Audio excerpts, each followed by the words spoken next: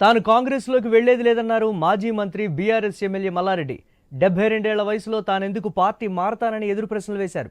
కాంగ్రెస్లోకి వెళ్లిన ఎమ్మెల్యేలే పరేషాన్లో ఉన్నారన్నారు. ఆ పార్టీలో చేరిన వారే ఎటూ కాకుండా పోయామని ఆవేదన వ్యక్తం చేస్తున్నారన్నారు.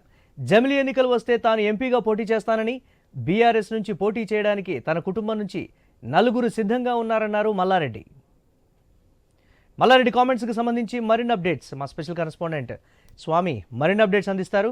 స్వామి.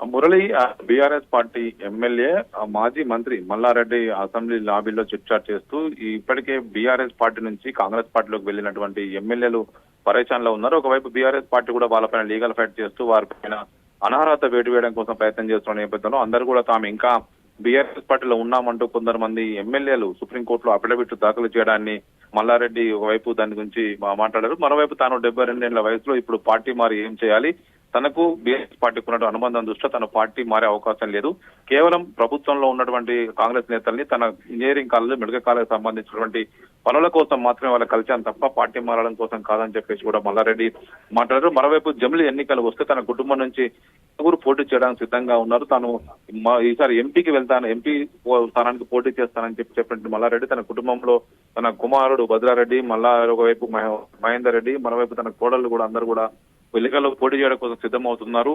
ఇప్పటికే తన అల్లుడు మర్రి రాజశేఖర్ రెడ్డి మల్కాజ్గిరి నుంచి ఎమ్మెల్యేగా ప్రాతినిధ్యం వహిస్తున్నారు. తన కుటుంబం నుంచి రాజకీయంగా పోటీ చేయడం కోసం చాలా మంది సిద్ధంగా ఉన్నారు.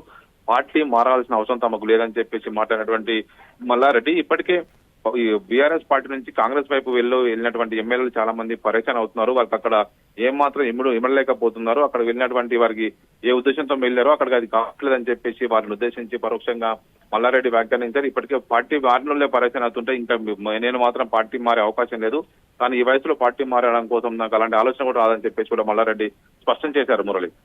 Right, thanks for updates.